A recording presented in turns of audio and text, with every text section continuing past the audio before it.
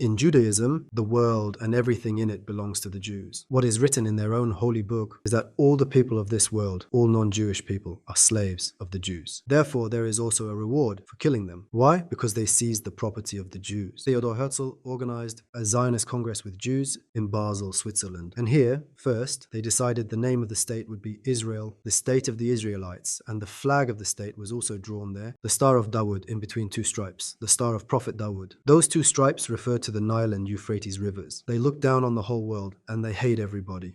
I mean, Muslims are not the only target here. They hate Christians too. They hate the whole world and they think their property has been usurped. Of course, Theodor Herzl didn't set his eyes on Jerusalem in the beginning. They first discussed whether to settle in Argentina, because the Rothschild family has vast lands in Argentina. They could have founded a state on those lands, but they didn't accept this idea. Since Jerusalem was their ancient city, they said, what are we going to do in Argentina? So they said, we need to go to Jerusalem, and this state should be established there. So they've reached this decision because for almost all of their history, they were in Jerusalem. They believe that those lands are promised by Allah to them. Theodor Herzl made an offer to Sultan Abdulhamid and said, we will cover all the debt of the empire. You will have no debt to anybody. I mean, think about how much wealth they had. They were wealthy to such a degree that they could pay all the foreign debt of the Ottoman Empire. Sultan Abdulhamid was already aware of this danger. The Jews establishing a state there, if they established a state, there would be bloodbath. So he already knew what could happen and was aware of the situation. He knew the history of the Jews. He knew the Holy Quran. He knew that the Jews were always the number one enemy of Muslims, and they wouldn't want anything good to happen to Muslims. Also, he said, those lands don't belong to me, they belong to my people. I can't give you those lands. After this, he immediately issued an edict prohibiting anybody from selling land to the Jews around Al-Quds in Palestine.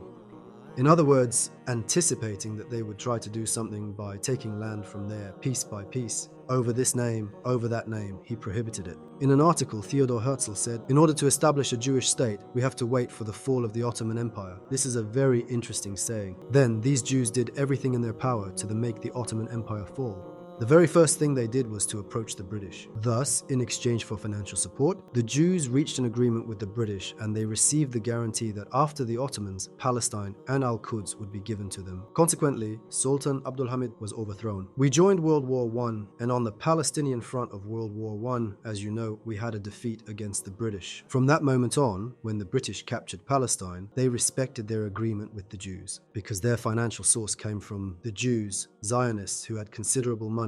They called for any Jews from Europe who wanted to go to Palestine. Then, the Balfour Declaration was announced. It is that famous minister's declaration. In this declaration, it is said, a land without a people for a people without a land, aiming to dissipate the dislike towards the Jews. They also had all the media power. They provoked everyone against Sultan Abdulhamid and they toppled him. They came up with ideas that these people were oppressed and that they also had the right to establish a state. They gradually began to settle Jews in Palestine. From this point on, the Jews began to settle in Palestine and the British soldiers were patrolling the land. Why? They protected the Jews just in case any Muslim or other group wanted to harm them. But not many Jews chose to go there. Many ordinary people didn't want to bother themselves. You have your business and you are settled. You have a certain life and accommodation in Europe. You will give up all of these and go to Palestine. The Jews didn't want this. Therefore, there was not much immigration to Palestine. So what British and Zionism, and by Zionism I mean Theodor Herzl and the inner circle, wanted, it didn't happen. Jews didn't go there. In a way, they thought, they are betraying our cause. Many centuries have passed. There was this anger in the Zionist leadership against the Jews who had forgotten their cause. While things were like this, something happened. The Nazi Party was founded in Germany. So the goal of Zionism then was to attract all Jews to Palestine and create a crowd, population there, and establish a state. The British also provided all kinds of political support. A Nazi party was established in Germany and its leader, Adolf Hitler, was a fierce enemy of the Jews and he vowed to eradicate all Jews from the face of the world. He captured all of Europe in a short time and ordered concentration camps to be built. He was the worst enemy of Jews and gathered them and let all sorts of torture happen, including burning them alive. This actually worked in favor of Zionism. Why? Because all those Jews who feared Hitler's tyranny thought they couldn't survive in Europe. And as you know, Hitler attacked Russia as well, so those Jews from Russia thought the same. While Jews from different parts of the world were looking for some place to escape from this fear of Hitler, a statement was issued throughout Europe. For every Jew who moved to Palestine, they will be given land and millions in money. Of course, the fear of Hitler was the actual reason that drove them out. Because we are being slaughtered here, we need to escape. Where will we go? To Palestine. Those lands were not empty. In the Ottoman period, Palestinians, our Muslim brothers and sisters, were living in that region. Once the Jews started to settle in this area, they disguised their intentions. They looked so innocent. None of the Palestinians thought they will come here, they'll establish a state, and they'll displace us. The Palestinians thought these people went through a great deal of oppression in Europe, and they tried to kill all the Jews. The Palestinians actually evaluated the situation from a very humanitarian point of view. Think about it. As a Muslim, you extend a hand to the oppressed people. Whether he was an infidel or not, you help him, because they were persecuted, they were separated from their homes,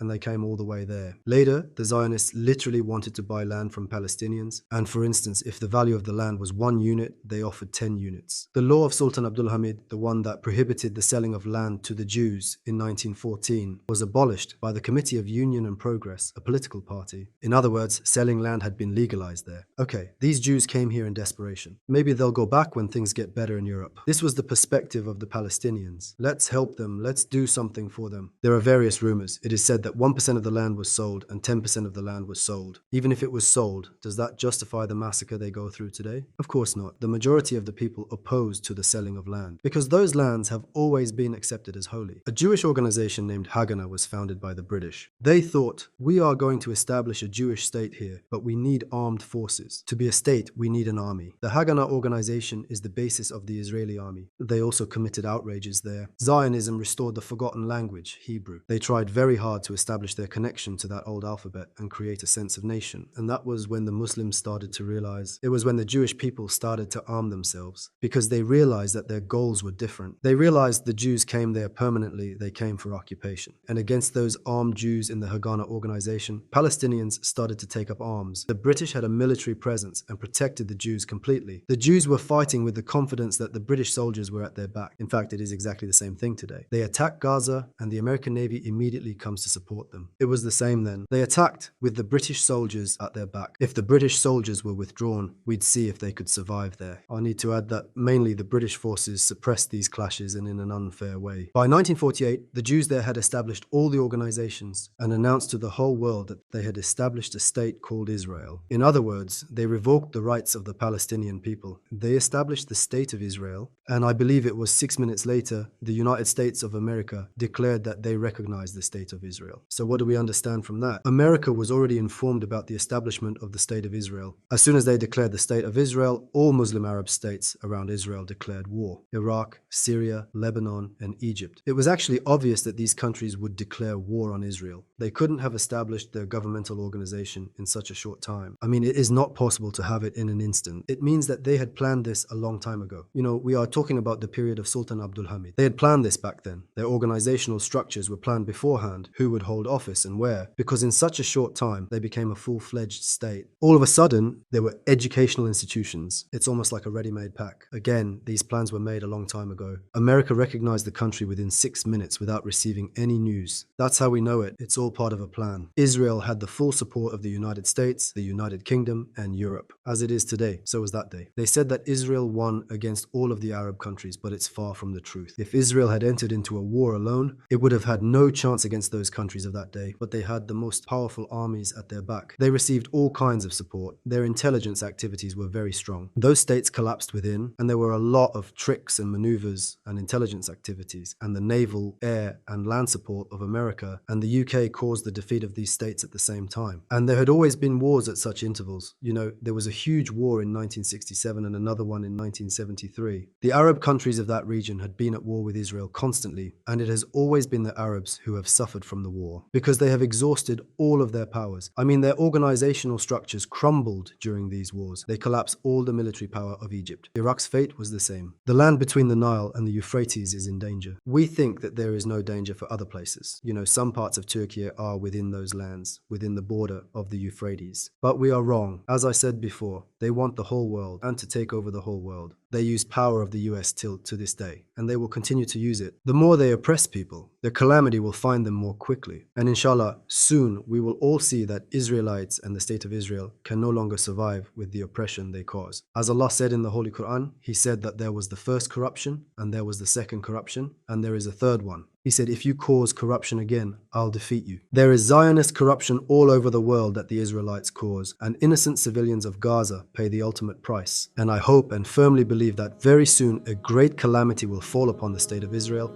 and the state of Israel will collapse. And inshallah, this will happen at the hands of the Muslims. May our Lord bestow us to see those days.